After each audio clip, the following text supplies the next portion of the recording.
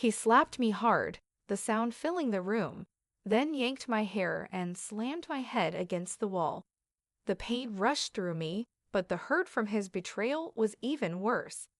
I had just given birth to our daughter, and instead of happiness, his face was full of anger. "I wanted a son," he hissed, and his words hurt more than the slap. The man who once loved me now looked at me with pure rage. I couldn't understand how things had gotten so bad.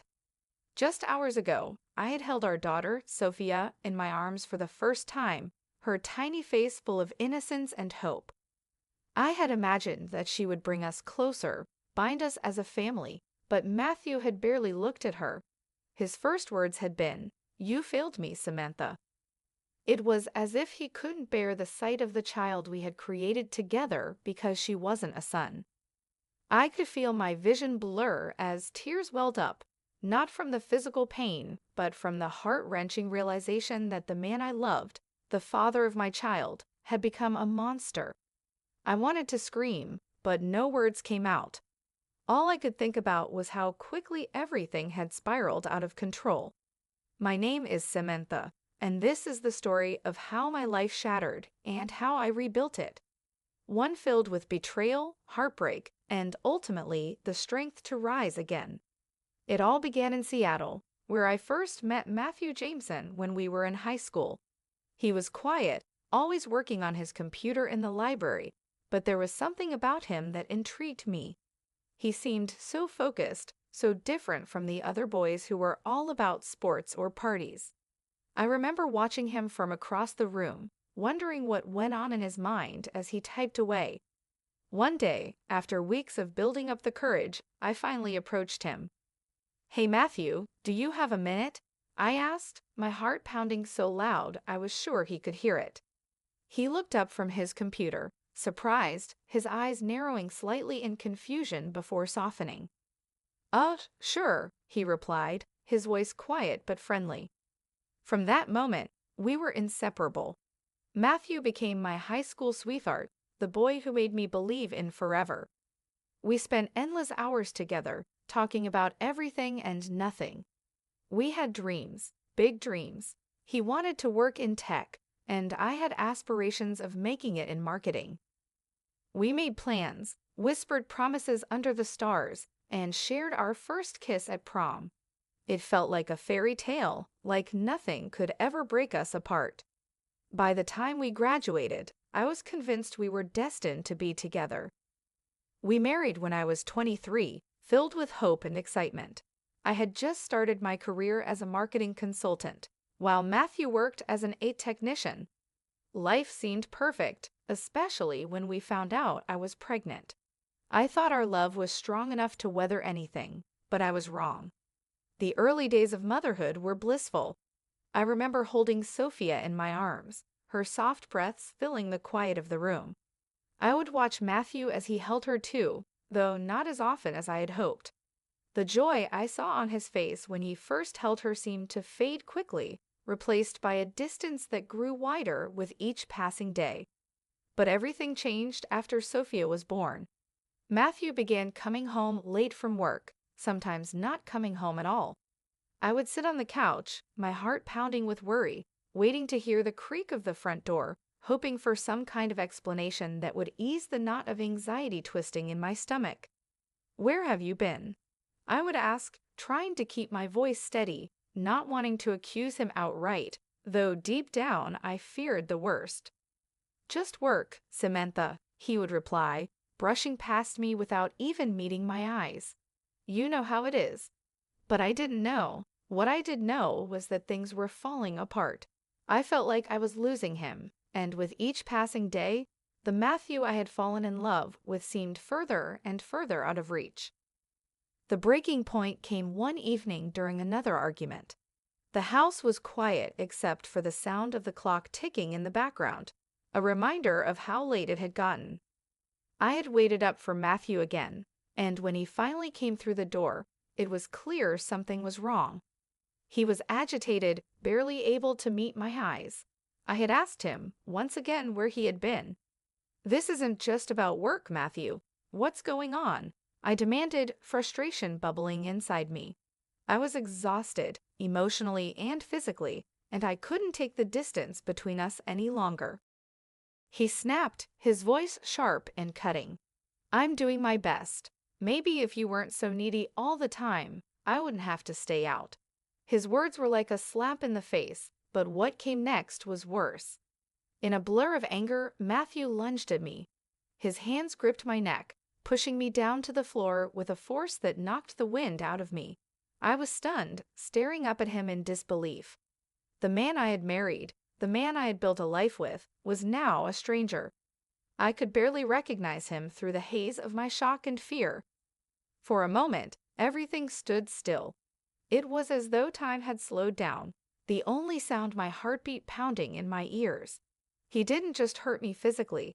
It was as though he had crushed my spirit, my hope that things could ever go back to the way they were. I stayed on the floor, frozen, while he stormed out of the house. He didn't come back for days. I didn't call him. I couldn't. I didn't know what to say or how to process what had happened. But deep down, I knew that things would never be the same. Then came the betrayal that shattered what little hope I had left. It had been weeks since the incident, and Matthew's absence had become a constant ache in my heart. I tried to hold myself together for Sophia's sake, but the loneliness gnawed at me, leaving me feeling empty and lost. One evening, as I scrolled through my phone, hoping for some distraction from the silence of the house, I saw something that made my heart stop. A photo of Matthew, smiling and carefree, but he wasn't alone. Standing beside him, laughing on a beach, was Rachel, my younger sister. At first, I thought it was a mistake. Maybe it was an old photo, a memory from before everything had gone so wrong. But as I clicked through the images, the truth became undeniable. There they were, in photo after photo, looking like the perfect couple. My stomach turned as I realized what had been happening right under my nose. Rachel, who had always been the free spirit, the one who never took life seriously, had somehow become a part of this nightmare. She was supposed to be my sister, my confidant, the one person I could trust, but she had betrayed me in the worst way possible. I stared at the screen, numb. How long had this been going on? Had they been seeing each other while Matthew and I were still trying to hold our marriage together? How could they do this to me, to Sophia? I called my parents that night, my hands shaking as I dialed their number. When my mother answered, her voice warm and familiar, I couldn't hold back the tears any longer. Mom, Rachel, she's with Matthew. They've been seeing each other. There was a long pause on the other end of the line, and when my mother finally spoke, her voice was filled with shock and disappointment. Samantha, hi, I don't know what to say. I'm so sorry. We'll help however we can. But no words of comfort could ease the pain of that betrayal. I felt like my entire world had collapsed in on itself. Not only had I lost my husband, but I had also lost my sister. It was a double betrayal, one that left me feeling more alone than I had ever felt before. Days passed in a blur of disbelief and heartache. I tried to focus on Sophia, to give her the love and attention she deserved, but it was hard. Every time I thought about what Matthew and Rachel had done, the anger and hurt bubbled up again, threatening to overwhelm me. Then, as if things couldn't get worse, I discovered that they had been draining money from our joint account, my money. They had been using it to fund their new lavish lifestyle, leaving me with nothing but unpaid bills and an empty bank account. It was as if they had taken everything from me, my trust, my family, and now my financial security. In one of the darkest moments of my life, a familiar face walked through the door, Mr. Jameson, Matthew's father. He had always been kind to me, treating me like the daughter he never had, and now, as he sat beside me, the disappointment in his eyes mirrored my own. I'm deeply sorry for what Matthew has done, Samantha, he said quietly, his voice filled with regret. I had no idea things had gotten this bad. I want to help you. I've set aside $200,000 for Sophia's future. Please, take it. Tears welled up in my eyes, but I shook my head. I can't take charity. I need to stand on my own. This isn't charity, he insisted. It's for Sophia, and I want to help you rebuild. You're strong, Samantha, stronger than you realize. Let's turn this around. You've always had an eye for design. Why not open your own home decor boutique? Use this money to create something for yourself and for Sophia. You deserve that. His words sparked something inside me, something that had been buried under the weight of betrayal and heartache. For so long, I had felt powerless, trapped in the chaos that Matthew and Rachel had created. But now I saw a way out, a chance to rebuild, to reclaim control of my life. With Mr. Jameson's encouragement, I decided to take the leap. The thought of starting a business, a home decor boutique, gave me something to focus on, something positive to channel my energy into. I used the money to rent a small storefront in a bustling part of Seattle. Over the next few months, I threw myself into making graceful designs a reality. Every detail mattered: the way the furniture was arranged, the colors of the walls, the lighting that would make the space feel warm and inviting. I wanted the boutique to be a place of beauty and comfort, a reflection of what I hoped to create in my own life. I worked long hours, sometimes late into the night after putting Sophia to bed. It was exhausting, but it was also the most alive I had felt in months. As I sketched designs and arranged displays, I could feel the pieces of my broken life slowly coming back together. This was more than just a business. It was my way of taking control of my future, a future that didn't include Matthew or Rachel. The day of the grand opening arrived, and I stood outside the boutique, my heart pounding with both excitement and nerves. The space looked perfect, filled with elegant furniture, hand-picked home decor items, and carefully curated displays. I had put everything I had into making this place special, and now it was time to see if it would succeed. Mr. Jameson, ever the supportive partner, stood beside me, his presence a source of strength. He had been there every step of the way, offering advice, encouragement, and even helping with some of the manual labor when things got overwhelming. "You've done it, Samantha," he said, his voice filled with pride. "This place is going to thrive." "Thank you," I replied, feeling a warmth spread through me. I knew I couldn't have done it without him. He had believed in me when I wasn't sure I believed in myself. As the doors opened, customers began to trickle in, admiring the displays and browsing through the selection. I greeted each one with a smile, sharing my passion for design and helping them find the perfect pieces for their homes. The excitement in the air was contagious, and for the first time in a long while, I felt hopeful. Graceful Designs was off to a promising start, and I could see a future where I didn't have to rely on anyone but myself. But just as I was beginning to heal, the past came crashing back. It started with messages from Rachel, mocking, taunting, as if she couldn't stand the idea of me moving on without them. She sent photos of her and Matthew in exotic locations: beaches, luxury resorts, fancy restaurants. Each message was like a knife to my heart, reopening old wounds that had barely begun to heal. "You're really going to let this little shop keep you busy?" One of her messages read, "You should come visit us. Life is amazing here." I tried to ignore it, but the anger and hurt boiled inside me. How could she be so cruel? She had taken everything from me, my husband, my money, and my trust. And now, she couldn't even let me have this one thing, this new life I was trying to build for myself and Sophia. One evening, after yet another message from Rachel, I broke down. I called Mr. Jameson, my voice shaking as I tried to explain how much this was hurting me. I thought I was moving on, I confessed, tears streaming down my face. But every time Rachel contacts me, it's like I'm being pulled back into the same nightmare. I don't know how to make it stop. Mr. Jameson listened quietly, his calm presence grounding me. "Samantha," he said softly, "you've come so far. You can't let them continue to have this power over you. It's time to take control." His words hit me hard, and I knew he was right. I couldn't keep letting Rachel and Matthew dictate my emotions. I had worked too hard to build this new life, and I wasn't going to let them ruin it. But I needed closure. I needed to confront them once and for all. Mr. Jameson had an idea. What if we use their greed against them, he suggested. They've shown their true colors. Money is what they care about most. We can spread a rumor, make them think you're about to receive a large inheritance. It would draw them back here, and then you can confront them on your terms.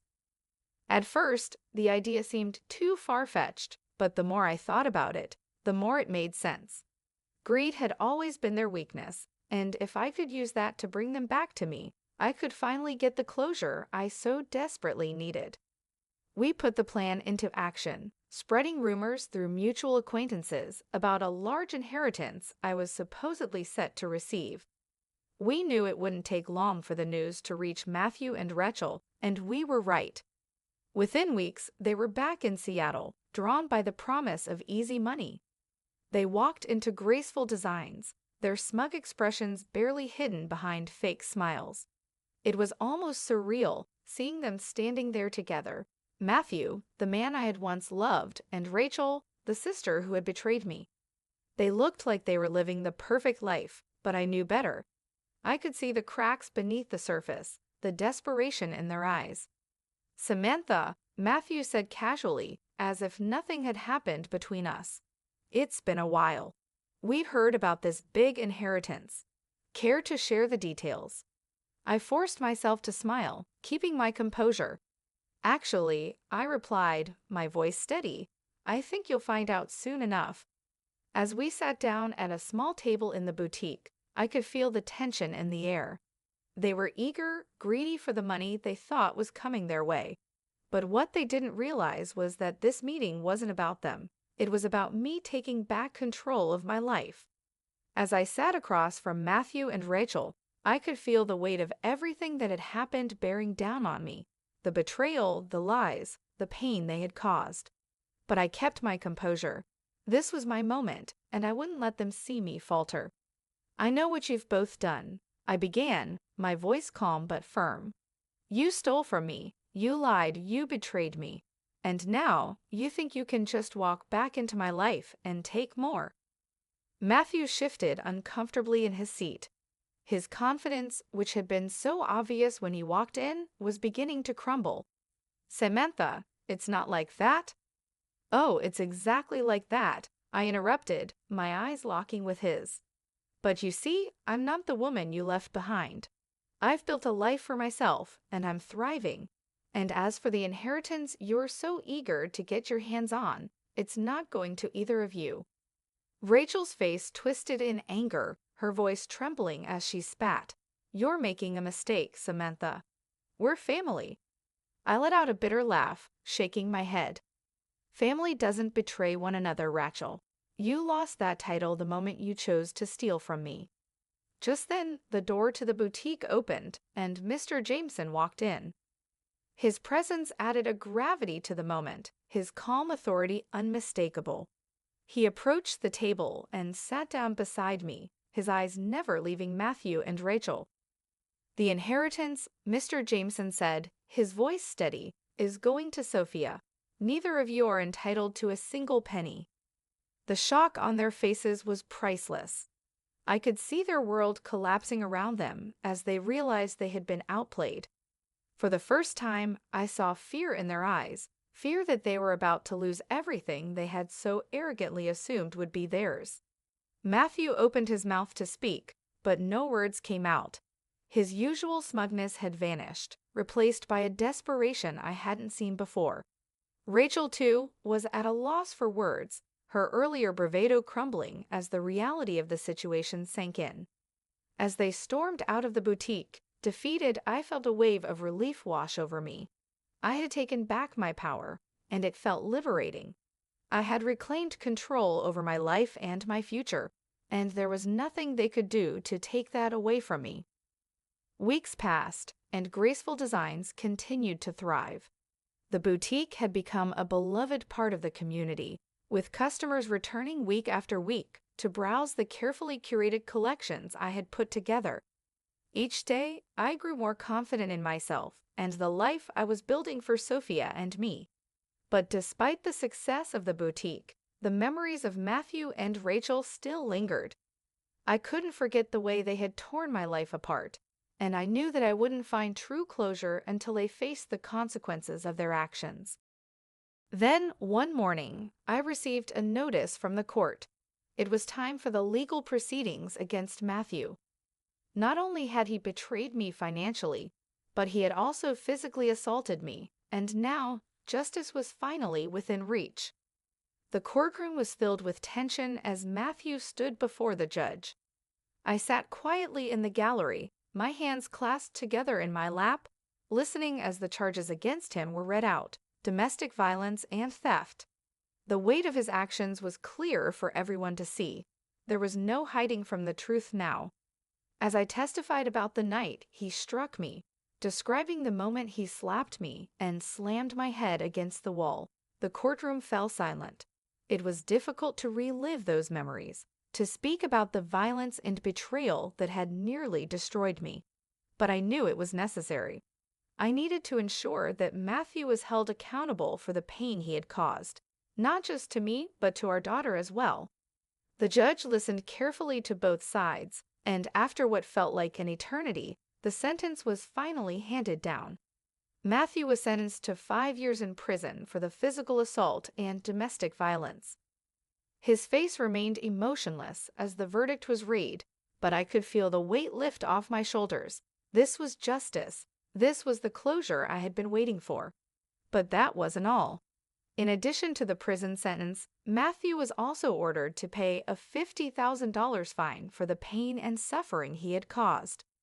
This financial penalty was a small price for him to pay considering the damage he had done, but it was a reminder that actions have consequences. Furthermore, the court mandated that Matthew repay the money he had stolen from our joint account, ensuring that Sophia's future would be financially secure. As the gavel struck, signaling the end of the trial, I felt an overwhelming sense of relief. Matthew had finally been held accountable for his actions, both physically and financially. He was led out of the courtroom in handcuffs, and for the first time in a long time, I felt like I could breathe again. I had won. I had taken back control of my life, and nothing Matthew or Rachel did could change that. In the weeks that followed, Graceful Designs continued to flourish. The boutique had become more than just a business. It was a symbol of my strength, of everything I had overcome. Customers flocked to the shop, and soon I began expanding, bringing in more exclusive designs and even hosting workshops on interior decorating. But it wasn't just the success of the boutique that made me feel whole again. It was the little moments, watching Sophia take her first steps, hearing her laugh as we played in the park, knowing that I had built a life for us, free from the toxic influence of Matthew and Rachel. Mr. Jameson remained a constant presence in our lives, offering support and guidance whenever I needed it. He had been there from the beginning, helping me rebuild after everything had fallen apart, and I knew I could always count on him. As time passed, the memories of Matthew and Rachel faded into the background, replaced by a sense of peace and fulfillment. I no longer felt the need to look over my shoulder, wondering if they would try to worm their way back into my life. They were gone, and I was free. One evening, as I stood in the boutique, watching the sunset over Seattle, I realized how far I had come. I wasn't the same woman who had been broken by betrayal and heartache. I had rebuilt my life from the ground up, and I was stronger than ever before. As I closed the door to the shop and locked it for the night, I knew that this was just the beginning. I had reclaimed my life, my happiness, and my future, and no matter what challenges lay ahead, I was ready to face them with strength and courage. Thank you for listening to Samantha's journey of betrayal, strength, and justice. If you were inspired by her story, don't forget to hit the like button and share your thoughts in the comments below. For more stories of resilience and empowerment, make sure to subscribe to our channel and turn on notifications so you never miss an update. Remember, your support helps us continue to bring powerful stories like this one to life. Stay tuned, and we'll see you in the next video.